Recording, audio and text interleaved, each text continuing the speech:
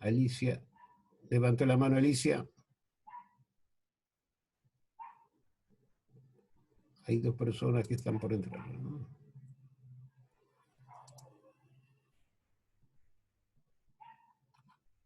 ¿Quién más?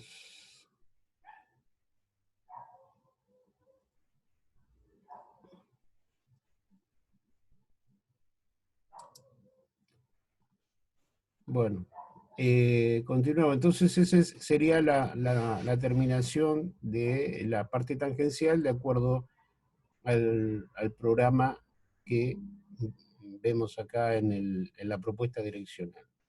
El TBD medido aquí y el MD medido en toda esta parte. Los métodos de construcción menciona que las técnicas de construcción de los distintos tipos de pozos direccionales se basan en el método del radio de curvatura, es decir, el cual describe el pozo como un arco parejo y esférico. Como recordamos, la longitud del arco está dada por la longitud del arco,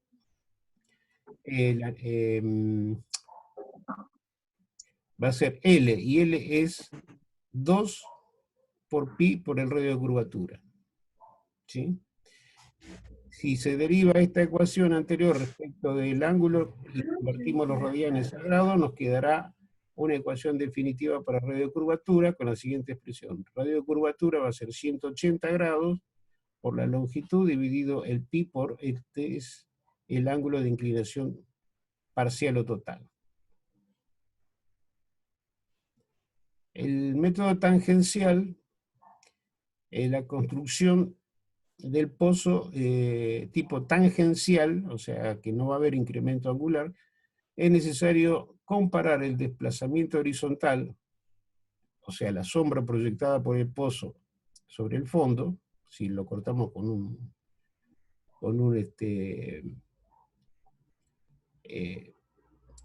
plano, entonces va a estar calculado con las coordenadas de superficie y objetivo y con el valor calculado de radio de curvatura. Y según una vez seleccionado la comparación de estos valores, podemos encontrar a través de los principios trigonométricos el valor del ángulo de inclinación final a supra cero. De allí que el primer caso, el radio de curvatura, acá lo tenemos igual al desplazamiento horizontal, el segundo caso que el radio de curvatura sea inferior al desplazamiento horizontal, y el tercer caso que el radio de curvatura sea mayor que el desplazamiento horizontal. ¿Sí? Cuando hablamos de DH estamos hablando de la sombra proyectada por cada uno de los radios de curvatura construidos. ¿Se entiende? Bien. ¿Alguna pregunta respecto de esto? Por las dudas no haya quedado claro. Bien.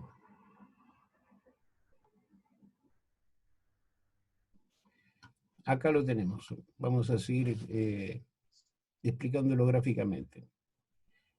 El tipo tangencial es un radio de curvatura para generar desde este KOP hasta el final del arco, y a partir de aquí esto es tangencial hasta la profundidad D. Y el desplazamiento, fíjense que el desplazamiento horizontal es la sombra proyectada por la curva, que es la distancia D3. ¿Sí? Observando el ángulo, el incremento LE, el radio de curvatura, y el F, la distancia, el ángulo en F, este ángulo, es igual al ángulo de F igual al desvío en A sub 0, o supra 0, el seno, o sea que tenemos que tomar este ángulo en R sobre D, y bueno, esto es igual a este desplazamiento dividido este D3 total dividido la TBD. En el primer caso, el radio de curvatura es igual al desplazamiento horizontal. Prácticamente está expresado de esa manera. Pues nosotros prolongamos y tenemos que el final, el radio de curvatura, es igual al desplazamiento D3. ¿Por qué? Porque mantenemos el ángulo tangencial.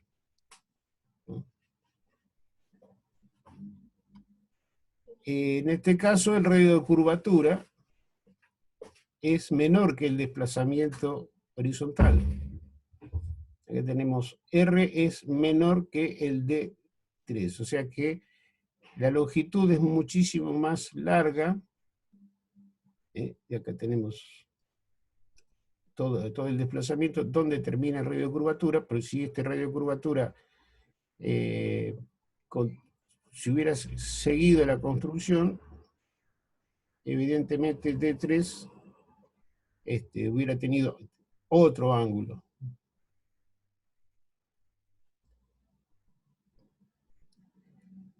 Y en este caso el radio de curvatura es menor que el desplazamiento de D3, o sea, es comparativamente D3 es mayor que este pedacito de radio de curvatura.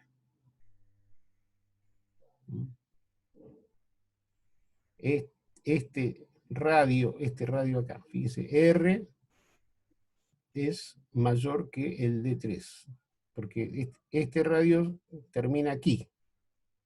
De acá en adelante es todo tangencial. En los métodos de construcción, esto que estamos viendo ahora se pueden denominar pozos tipo J. Los de tipo S, que tenemos un crecimiento y un decrecimiento del ángulo, menciona la siguiente diapositiva, y dice que en los pozos tipo S, dado que consta de una sección de construcción y una sección de descenso, es necesario calcular dos radios de curvatura, uno con tasa de aumento, RC1, y el otro con una tasa de disminución, RC2. Posteriormente se suman ambos resultados y se comparan con el desplazamiento horizontal DH.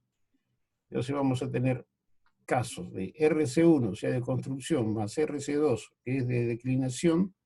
La suma de estos es menor que el desplazamiento horizontal. Y en el segundo caso, mejor dicho, mayor. Y en el segundo caso, la suma va a ser menor que el desplazamiento. Bueno, del primer caso, la suma de los dos radios de curvatura, que va a ser mayor, a ver si lo podemos ver acá. Este radio de curvatura y este radio de curvatura, ¿sí?, dicen que la suma de los dos radios de curvatura es superior a el desplazamiento de H. ¿Por qué? Porque yo acá tengo una pequeña zona tangencial y una declinación que toda la sombra hace que sea de H. ¿Sí? Pero tenemos un radio de curvatura 1 y un radio de curvatura 2, el descenso acá. Una vez finalizada la sección tangencial, o sea, en este punto, se tumba el ángulo de inclinación a 0 grados. Se tumba a 0 grados y a partir de acá ya es totalmente vertical. Y en el caso de construcción en S, el segundo caso, donde la suma de los dos radios de curvatura es menor que el desplazamiento, lo vamos a ver en el dibujo. A ver si lo tenemos, porque recitar estas curvas.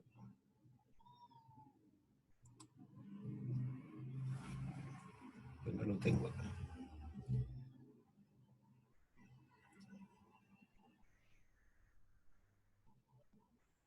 Necesito el gráfico. Bueno, vamos a mencionar otros.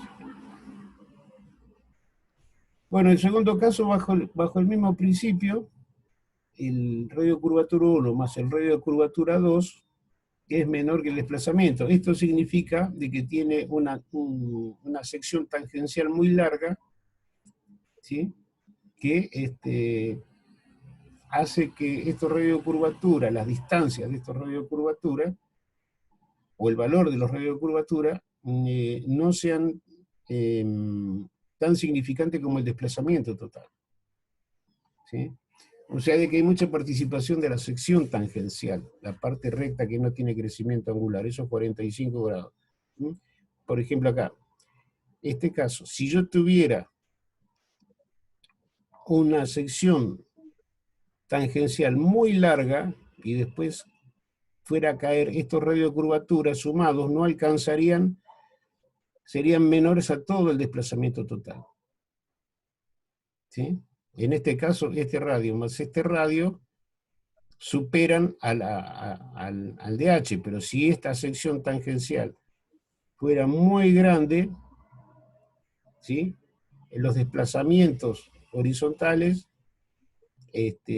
serían mayores a la suma de estos dos pequeños radios.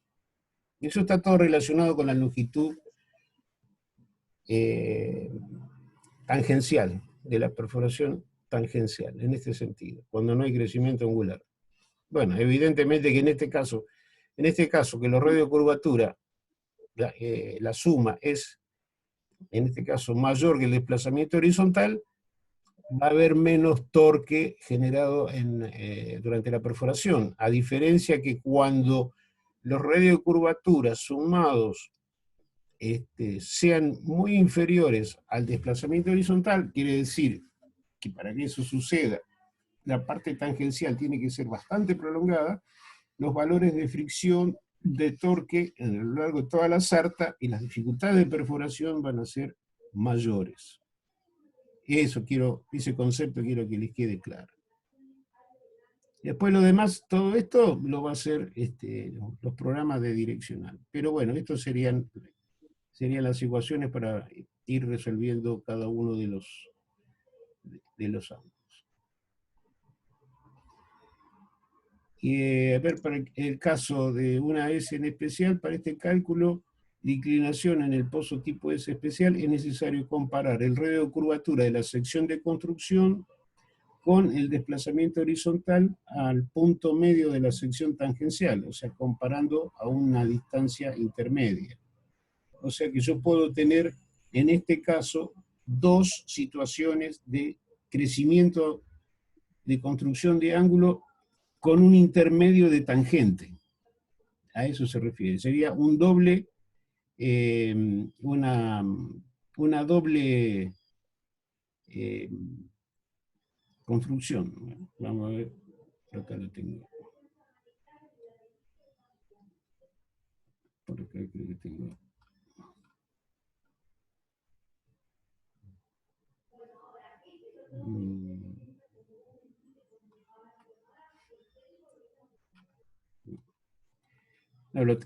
Después cuando veamos la parte horizontal, ahí está bien explicado este tema, gráficamente va a estar mucho más entendido.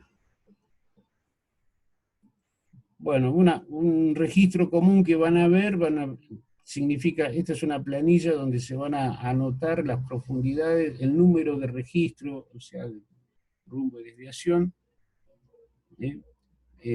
Bueno, acá falta desplazamiento, bueno, esto da una determinada profundidad, el número de registro, te va a poner la profundidad, el número de registro, mínimo tenemos que tener el registro del KOP, a ver qué inclinación tenemos al inicio del pozo, porque difícilmente vamos a arrancar con el KOP en 0 grados. La realidad marca que va a estar en 1, 2 grados, 3 grados, depende.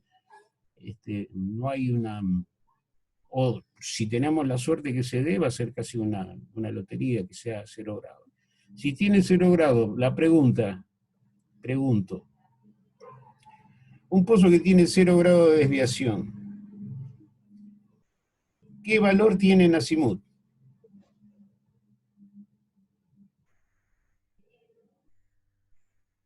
El que me responda a eso le doy por aprobada la materia. 180. No. A ver, conceptualmente, es una pregunta que es fantástica para un examen, ¿no es cierto? Si yo tengo 0 grados, ¿el pozo hace sombra? ¿La trayectoria hace sombra? No. No, profe. Entonces no tiene rumbo. Las coordenadas de superficie son iguales al punto de la profundidad alcanzada. No tiene rumbo.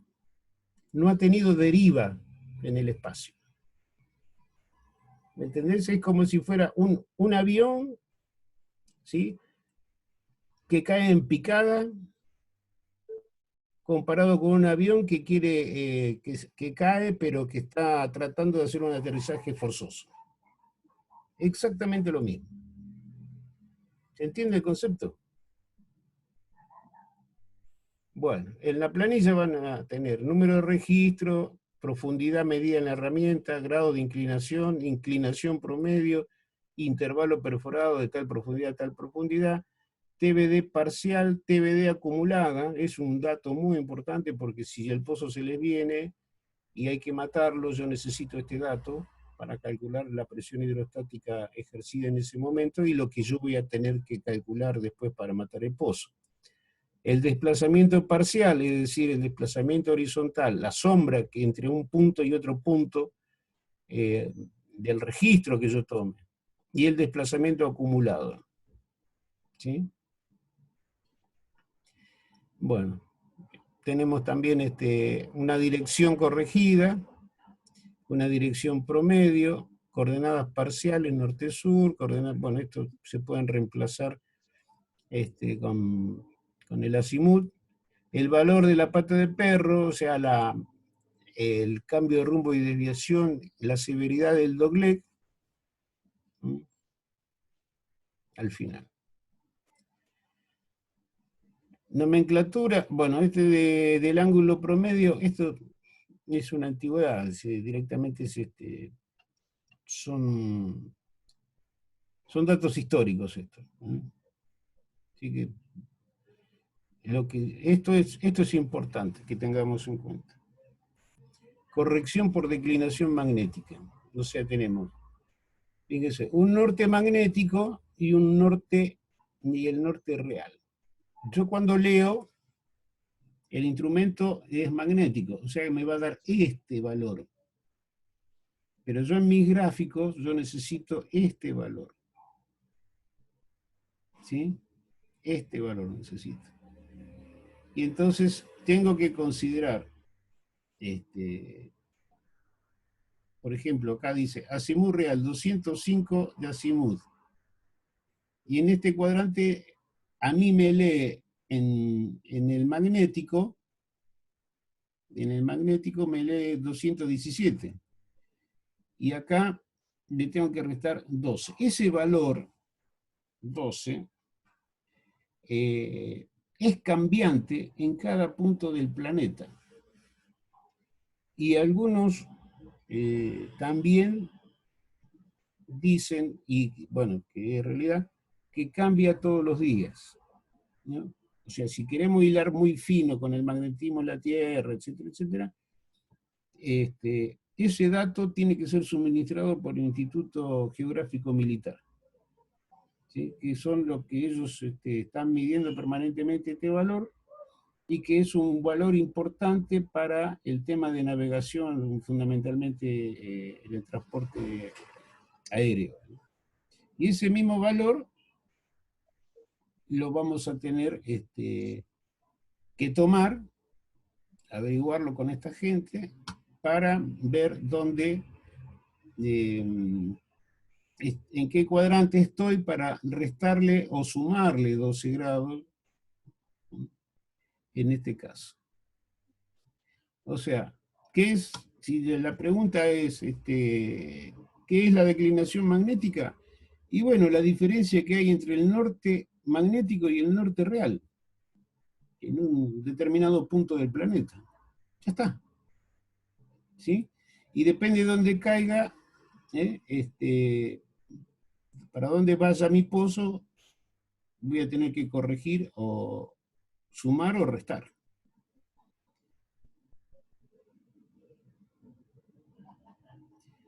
Bueno, dice, todos los instrumentos de estudio magnético están diseñados para apuntar hacia el norte magnético, a tiempo que los planos direccionales se grafican con relación al norte real. ¿Sí? Nosotros en los papeles usamos el norte real, y la medición, digamos, cruda del instrumento usa el norte magnético. Para ello se hace necesario corregir el ángulo de dirección antes de iniciar los cálculos a través de cualquier método de estudio direccional, ya sea cuadrados mínimo, el radio, el promedio y el método tangencial, que son los tres sistemas para evaluar. El grado de corrección varía de sitio en sitio. Dichas variaciones indican un gran número de gráficos denominados isogónicos. Estos gráficos son elaborados para diferentes localizaciones geográficas. Esto motivado a que los polos magnéticos de la Tierra mantienen un campo de magnetismo que puede ir variando con el tiempo. Es necesario hacer este tipo de estudios frecuentemente en aquellos lugares donde la precisión que se desea sea lo más exacto posible. Si nosotros, pregunta, si nosotros estuviéramos utilizando un giróscopo, ¿tendríamos este tipo de inconvenientes? ¿Sí o no?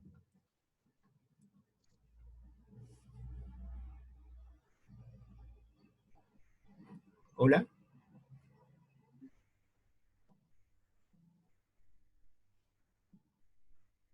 ¿Tendríamos este problema si usáramos en vez de un MWD un giróscopo?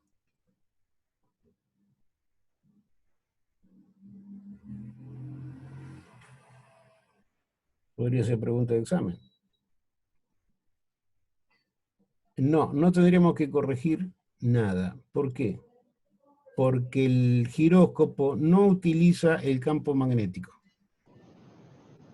O sea, de que no va a ser interferido ni por los metales ni por el campo magnético de la Tierra. ¿Sí? Bueno, recientemente el científico elaboraron una nueva teoría que explica por qué de los desplazamientos misteriosos del polo norte magnético de la Tierra. La respuesta puede estar que a cientos de kilómetros de distancia bajo tierra, en una zona que los investigadores consideran como de mayor actividad química del mundo, esto según los estudios realizados por el Departamento de Geología de la Universidad de Brno. Dice, la moderna teoría sostiene que los cambios dentro del magma controlan cambios regionales de la intensidad del campo magnético. Y sí, porque fundamentalmente las sustancias de mayor densidad están en el centro de la Tierra y están en fase líquida, donde hay metales fundidos en estado líquido que son ferrosos, férricos, y esos tienen una actividad magnética. Así que depende de los espesores, va a ser las influencias, y eso es una cosa dinámica. Entonces, estamos influenciados por el centro de la Tierra, que tiene oscilaciones de intensidad en los registros de los campos magnéticos. Dice, dichos estudios esperan tener mayor información acerca de las mediciones magnéticas, comparándolos con los mapas de ondas sísmicas provenientes de la región, del magma. Se cree que, teniendo éxito en la comprensión de los procesos físicos que se producen, ahora se podrá entender mejor la causa dinámica de las inversiones de los campos magnéticos en la Tierra. Existen lugares en el mundo donde el norte magnético está hacia la izquierda del norte real o verdadero, o sea, al oeste, y otro que está a la derecha del norte real, el verdadero, o sea, hacia el este. Y asimismo existen lugares donde ambos coinciden. A fin de explicar gráficamente qué pasaría con la lectura magnética tomada con un instrumento de medición cuando ésta deba ser corregida al oeste o al este, se muestra. ¿Bien? Acá tenemos el norte real, el norte magnético.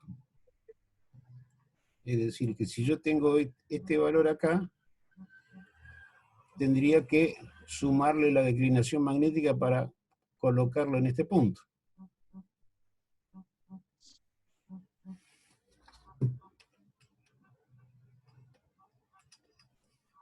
Bueno, y así sucesivamente.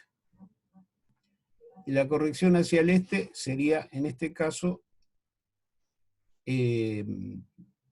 sumarle, si cae en este punto, habría que sumarle para este lado. Entonces, fíjense, la corrección al oeste empieza negativo, positivo, negativo, positivo. Y la corrección hacia el este empieza positivo, negativo, positivo, negativo. El dato de la declinación va a ser un dato que se tiene que dar información. La gente de geología, los responsables, bueno, se ponen de acuerdo con los especialistas y bueno, vamos a tomar en este punto, va a ser la declinación magnética. Bueno, muchas de las empresas de servicio direccional no utilizan los términos de trayectoria del pozo con la nomenclatura dirección, por ejemplo, sur 30 grados este. Ellos utilizan generalmente el término azimut. A continuación, la forma de conversión de dichos conceptos es la siguiente. Por ejemplo, la conversión en azimut. Azimut 360 y damos el ángulo de dirección. En este caso, por ejemplo, sur, estamos de acá para abajo, sur 30 este, quiere decir que voy a tener 30 grados, a ver si lo puedo dibujar.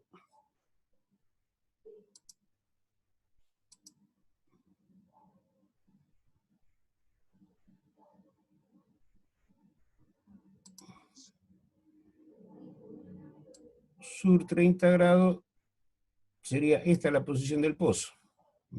Y acá estarían los 30 grados. Sur 30 grados este, porque está, primero que está, te dice sur, estás acá. Y este, porque estás mirando, vamos a cambiar el símbolo. Tenemos sur, porque está para el sur, y estamos mirando hacia el este. Entonces, estos 30 grados que vemos acá, ¿sí? Vamos a dibujarlo acá con otro color. Estos 30 grados de acá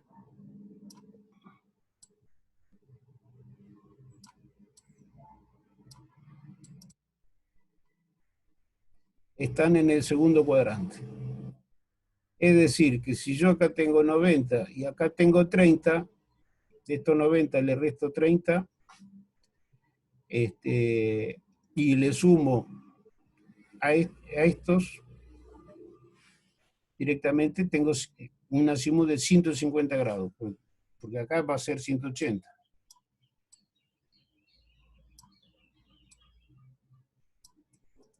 Y acá va a ser 150.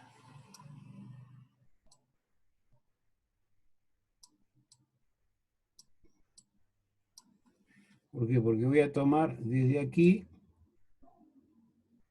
hasta aquí. ¿Sí?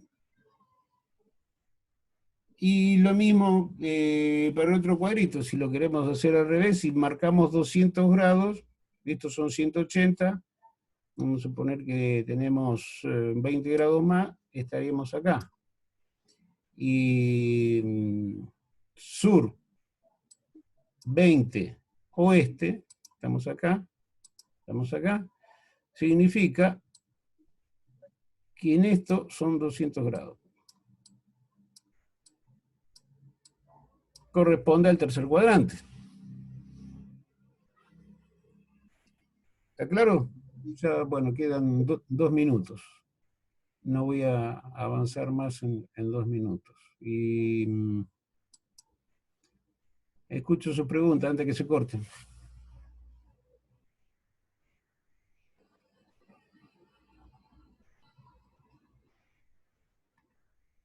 Hola.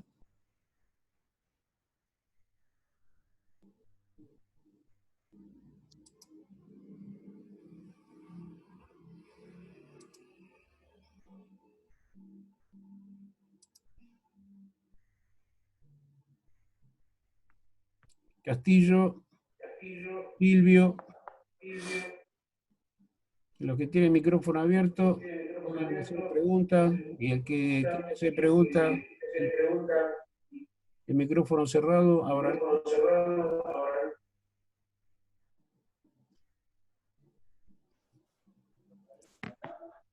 Bueno, no habiendo más preguntas, nos